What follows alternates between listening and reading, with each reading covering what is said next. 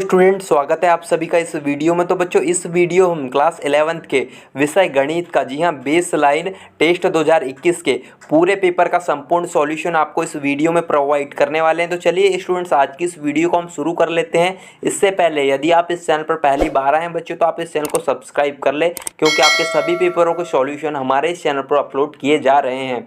और जो paper upload हो चुके हैं उन्हें देखने के लिए आप इस वीडियो को देखने के बाद इस वीडियो के जो डिस्क्रिप्शन बॉक्स को चेकआउट कर सकते हैं, या फिर आप इस हमारे इस चैनल को चेकआउट कर सकते हैं। तो चलिए बच्चों, वीडियो शुरू कर लेते हैं। देखिए आपके क्लास 11th का विषय गणित का पेपर है। तो देख लेते हैं बच्चों पूरे इनके क्वेश्चन और इसके आंसर। तो देखिए क्वेश्चन नंबर 1, संख्या 1 के लिए निम्नलिखित में से कौन सा कथन जो है सत्य है। तो आपसे पूछा गया है। तो देखिए यहाँ आपको देखिए आंसर लिख लेना बच्चों, डी वाला। जी हाँ, एक ना तो अभाज्य संख्या है और ना ही भाज्य संख्या है, तो डी वाला आपका जो राइट आंसर हो जाएगा। इसके बाद सेकंड में आपका देखिए, एक त्रिभुज की दो भुजाओं की माप 12 सेंटीमीटर तथा 15 सेंटीमीटर है, तो उसकी तीसरी भुजा की माप किन दो मापों के बीच होनी चाहिए। तो सेकंड का आंसर आपका फिर से डी हो जाएगा, 3 और 27। जी हाँ, इसके बाद आपका तीसरा है, मीना 9% वार्षिक दर से एक वर्ष के पश्चात 45 रुपये ब्याज के रूप में दिए, उसने कितना धन उधार लिया था। ये आपसे पूछा गया। तो तीसरे में आपको देखिए सी लिख लेना है, 500 रुपये आपका इसका आंसर हो जाएगा। इसके बाद आप वह छोटी से छोटी संख्या जिसमें 675 में गुणा करने पर गुणनफल पूर्ण घन संख्या प्राप्त हो जाए, निम्नलिखित में से कौन सी होगी, आपसे पूछा गया। तो चौथे में आपको डी लिख लेना। जी हाँ, 5 आपकी वो संख्या होगी। इसके बाद आपका देखिए पांचवा, तो पांचवे में आपको स्टूडेंट्स कुछ इस तरीके से, बगीचे का आकार का मध्य में आयताकार है और किनारों पर अर्धवृत्त के रूप में है, इस बगीचे का क्षेत्रफल कितना होगा, आपसे पूछा गया है। तो इसका आंसर आपको ये सी हो जाएगा। सी आपका 129.5 मीटर स्क्वायर इसका आंसर हो जाएगा। सी इसका राइट आंसर है। इसके बाद आप यहाँ देख सकते हैं छठवा। तो छठवें में किसी प्राकृत संख्या m बड़ा है 1 के लिए पाइथागोरस त्रिक निम्नलिखित में से किस रूप का होता है, आपसे पूछा गया। तो इसमें आपका ए आंसर हो जाएगा। जी हाँ, ये आपको आंसर लिख लेना है। इसके बाद सातवां है आपका, एक वृत्ताकार घड़ी की मिनट की सुई की लंबाई 15 सेंटीमीटर है, मिनट की सुई की नोक 1 घंटे में कितनी दूरी तय करती है। तो इसमें आपको पाई का मान भी दिया गया है। तो देखिए आपका सातवें का आंसर जो होगा आपका ए हो जाएगा, 94.2 सेंटीमीटर। इसके बाद आपका आठवां, किसी हिमीकरण ठंडा प्रक्रिया में कमरे का तापमान, जी हाँ, इस तरीके से 40 अंश सेंटीग्रेड से 5 अंश सेंटीग्रेड प्रति घंटे की दर से कम करने की आवश्यकता है। इस प्रक्रिया के शुरू होने के 10 मिनट बाद कमरे का तापमान आपसे पूछा गया होगा। तो देखिए कमरे का तापमान आपका जो है -10 अंश सेंटीग्रेड हो जाएगा। इसका डी आपको लिख लेना है। उसके बाद आपका अगला है देखिए 9वां। तो देखिए निम्नलिखित में से कौन सा जो कथन सत्य नहीं है, आपसे पूछा गया। तो देखिए 9वें का आंसर आपका सी हो जाएगा। सी आपका जो समलंब की सम्मुख भुजाएं समांतर होती है, ये आपका जो है असत्य कथन है, में से आपका राइट आंसर सी हो जाएगा। इसके बाद आपका देखिए 10वां वाला। तो 10वें में 1/3 का गुणात्मक प्रतिलोम होगा। तो देखिए आपको 10वें का आंसर जो लिखना है स्टूडेंट्स, ये आपको सी लिख लेना है, 0.3। जी हाँ, इस तरीके से। इसके बाद आपका 11वां देख सकते हैं आप। तो 11वें में आपको कुछ इस तरीके से पूछा गया है, इसका मान आपको ज्ञात करना है। तो देखिए 11वें में आपको आंसर जो लिखना है आपका सी हो जाएगा। सी इसका फाइनली सही आंसर हो जाएगा। इसके बाद आपका 12वां है। तो रैखिक समीकरण 3x - y = x - y x - 1 ये है। तो इसके बाद आपको जो इसका आंसर जो आएगा फाइनली, ये आपका सी लिखना है कि अपरिमित रूप से अनेक हल होंगे। जी हाँ, इसके बाद आपका 13वां देखिए। तो 13वें में आपको निम्न आकृति में से यदि आपको इस तरीके से पूरा पूछा गया है, तो कोण PQR बराबर है, ये आपसे पूछा है। तो देखिए सी में आपको इसमें जो है आपको 13वें में इसका सी का आंसर लिख लेना है। जी हाँ, आपको 60 अंश आप उसका जो आंसर हो जाएगा, सी वाला इसका सही आंसर होगा। इसके बाद आपका 14 नंबर का। तो देखिए इसमें भी कुछ इस तरीके से आपको पूछा गया, कोण ए बराबर है, ये कहा गया। तो 14 में आंसर आपका देखिए बी 65 अंश सेंटीग्रेड हो जाएगा। इसके बाद 65 अंश हो जाएगा बच्चों। इसके बाद आप यहाँ देख सकते हैं 15वां। तो देखिए निम्न आकृति में यदि AOB वृत्त का एक व्यास तथा AC = BC है, तो कोण CAB बराबर है, आपसे पूछा गया है। तो स्टूडेंट्स 15वें का आंसर आपका जो है डी हो जाएगा, 45 अंश हो जाएगा। इसके बाद आप आगे देख सकते हैं आपके 16वें में देखिए आपसे पूछा एक घन का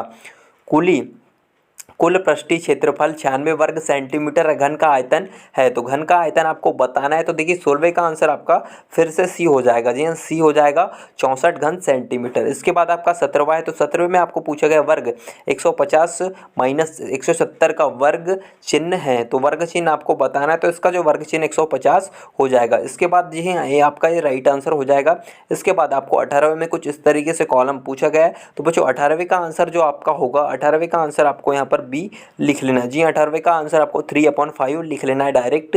उसके बाद आपका देखिए 19वां। तो 19वां में आपको देखिए यदि n एक प्राकृत संख्या है तब दो वर्ग संख्याओं n² और n+1 स्क्वायर के बीच कितनी संख्याएं जो पूर्ण संख्याएं नहीं है, ये आपसे पूछा गया। तो देखिए इसका आंसर 2n हो जाएगा। इसके बाद आपका देखिए 20वां।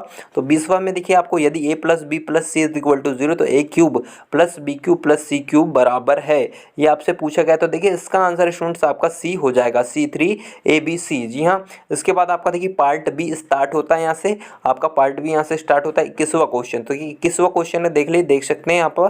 तो देखिए यदि दो धनात्मक पूर्णांकों a और b को इस तरीके से देखिए पूरा पूछा गया के रूप में व्यक्त किया जाए तो x और y अभाज्य संख्या HCF AB है। तो स्टूडेंट इसका आंसर 21 का आंसर जो आपको लिखना है ये बी लिख लेना है, x × y का होल स्क्वायर। जी हाँ, x y का स्क्वायर आपको लिख लेना है।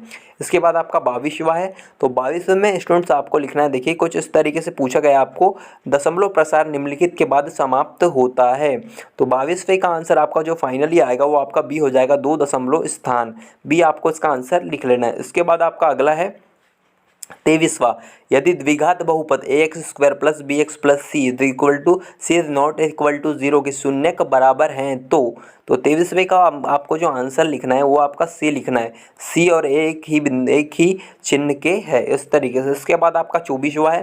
तो 24 में दो अंकों की एक संख्या के अंकों का योग 9 है। यदि इसमें 27 जोड़े तो इस संख्या के अंक पलट जाते हैं, वह संख्या कौन सी होगी? तो भैया कौन सी होगी वो संख्या आपको बताना था। तो 24वें का आंसर आपका डी हो जाएगा, 36 होगी वो संख्या आपकी। इसके बाद जो है आपका 25वां है। तो 25वें में देखिए यदि 3x + 2ky = 2 और देखिए कुछ इस तरीके 2x + 5y + 1 = 0 द्वारा दी जाने वाली रेखाएं परस्पर समांतर है तो k का मान आपको बताना है। तो 25वें का आंसर आपका सी हो जाएगा, 15/4। जी हाँ, आपको 15/4 इसका आंसर लिख लेना है।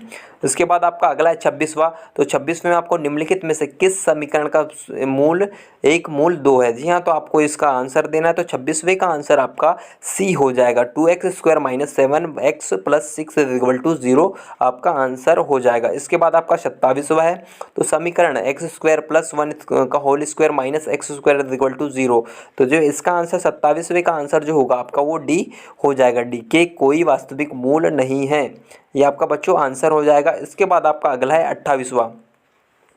उस AP का सर्व अंतर क्या है जिसमें A18 - A14 = 32 है? तो देखिए 28वें का आंसर आपको जो लिखना है वो आपका A हो जाएगा, इसका आंसर जो 8 आएगा। इसके बाद आपका जो 29वें में आपको कुछ इस तरीके से त्रिभुज दिया हुआ है, इसमें पूछा गया। तो इसका आंसर स्टूडेंट्स आपको 29वें का आंसर जो लिखना है वो आपका 3 आ जाएगा। जी हाँ, बी इसका सही आंसर हो जाएगा जिसमें 3 लिखा हुआ है।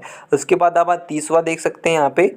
तो 30वें में यदि दो समरूपों त्रिभुजों के क्षेत्रफलों का अनुपात 4:9 है और इन त्रिभुजों की संगत भुजाओं का अनुपात है, तो 30वें में स्टूडेंट्स आपको ए लिख लेना है, 2:3 इसका आंसर हो जाएगा। इसके बाद 31वां है। तो आपको इस तरीके से पूछा गया है संरेख है। तो देखिए बिंदु दिए गए हैं, इसमें संरेखा है पूछा गया है तो आपको यहाँ आंसर देना है। तो देखिए 31वें का आंसर बच्चों जो आपको फाइनली लिखना है वो आपका जो सी हो जाएगा, 2 = B। इसके बाद आपका इस तरीके से 32वां पूछा गया है। तो 32वें में आपको जो आंसर लिखना है का मान आपको पूछा गया। तो ए का इसका जो सही जो उत्तर होगा आपका ए का मान जो है 0 हो जाएगा, मीन्स आपका ए वाला सही हो जाएगा। इसके बाद जो आप यहाँ देख सकते हैं 33वां। तो 33वें में आपको यदि sin थीटा A/B है तो cos थीटा बराबर है, ये आपसे पूछा गया था। तो 33वें में जो आपको आंसर लिखना है वो आपका बी है, √B² - A²/B। इसके बाद आपका अगला है 34वां। 6 मीटर ऊंचे एक खंबे की छाया भूमि पर 2√3 मीटर लंबी है, तब उस समय सूर्य का उन्नयन कोण आपसे पूछा गया है। तो कितने डिग्री का होगा आपको बताना है। तो स्टूडेंट इसमें आपको 34वें में जो आंसर लिखना है वो ए हो जाएगा। जी हाँ, ए इसका राइट आंसर हो जाएगा। इसके बाद आपका अगला है 35वां। तो 35वें में यदि वृत्त की दो त्रिज्याएं के बीच का कोण 130 अंश है, तो इन त्रिज्याओं से सिरों पर खींची गई स्पर्श रेखा के बीच का कोण आपसे पूछा गया है। तो देखिए 35वें का आंसर आपका जो है एक 50 अंश हो जाएगा। इसके बाद आपका जो अगला है 36वां, यदि R1 और R2 वाले दो वृत्तों के क्षेत्रफल का योग R वाले वृत्त के क्षेत्रफल के बराबर है तो बच्चों 36वें का आंसर जो आपका होगा वो आपका बी हो जाएगा। R1 का स्क्वायर प्लस R2 का square is equal to R का स्क्वायर, ये हो जाएगा राइट आंसर। इसके बाद आपका देखिए 37वां, ठोस को एक आकार से दूसरे आकार में बदलने पर नए आकार का आयतन, तो नए आकार का जो इसका आंसर होगा वो आपका सी हो जाएगा, ये वही रहता है। इसके बाद आपका ये 38वां, इसमें आपको इस तरीके से पूछा गया है 4.2 सेंटीमीटर किनारे वाले एक घन में से काटे जा सकने वाले सबसे बड़े शंकु का आयतन ये है। तो देखिए इसमें आपको जो आंसर लिखना है वो आपका देखिए 19.4 घन सेंटीमीटर हो जाएगा, डी आपका सही हो जाएगा। इसके बाद आपका 39वां है, निम्नलिखित में से कौन किसी घटना की प्रायिकता नहीं हो सकती, तो नहीं कौन सी हो सकती है आपकी, तो देखिए आपको यहाँ 17/16 लिख लेना है, डी आपका राइट आंसर हो जाएगा। इसके बाद स्टूडेंट्स आपको 40वां, तो केंद्रीय प्रवृत्ति की मापे माध्य मानक तथा बहुलक में संबंध होता है, तो संबंध आपको लिखना है, तो इसमें आपको लिखना है ए वाला, बहुलक इज इक्वल टू 3 इंटू माध्यक माइनस 2 इंटू माध्य। इस तरीके से बच्चों आपको ए वाला इसका लिख लेना है।